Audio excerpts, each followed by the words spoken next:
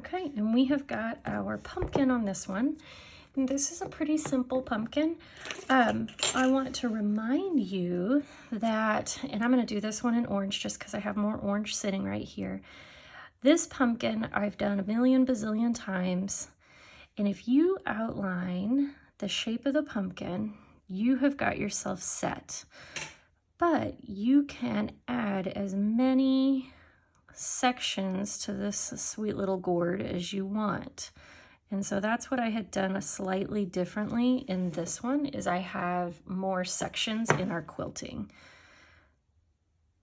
So I'm going to make this one really bumpy. Okay, and then remember, in order to get the effect that we're after on this one, we really can only do every other one. And to get a nice deep quilt, a deep seam, you need to put a decent amount of icing in each one. So I say over flood it, overfill it, but I say that with caution because we still have to make sure nothing falls off the edge. Just don't be hesitant to put too much on there.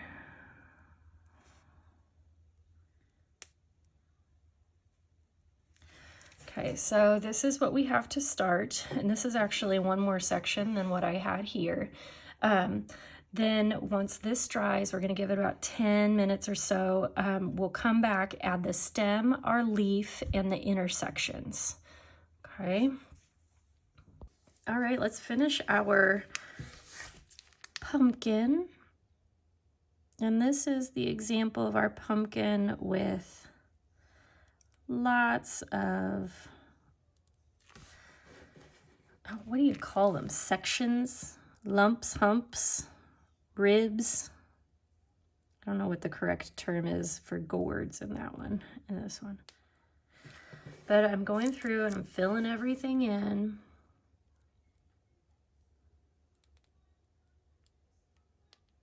My bag is getting a little small for my hand.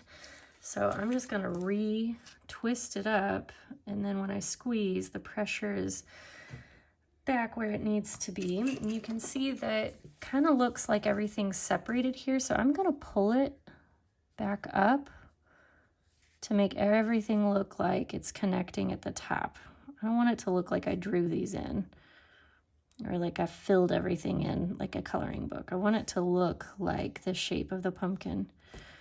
So that's how we would do that. Then I want to add a little bit of a stem. And then the fun part is I made these little transfers. So we have got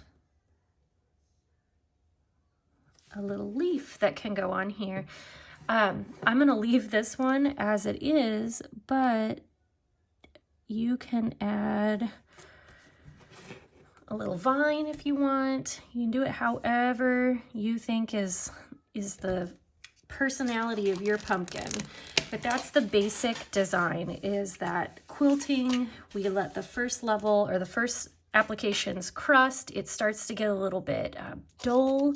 You can see it on the top. It's just not quite so shiny. That's how you know it's ready. And then that allows us to have these really beautiful quilted seams. All right, and that's your pumpkin.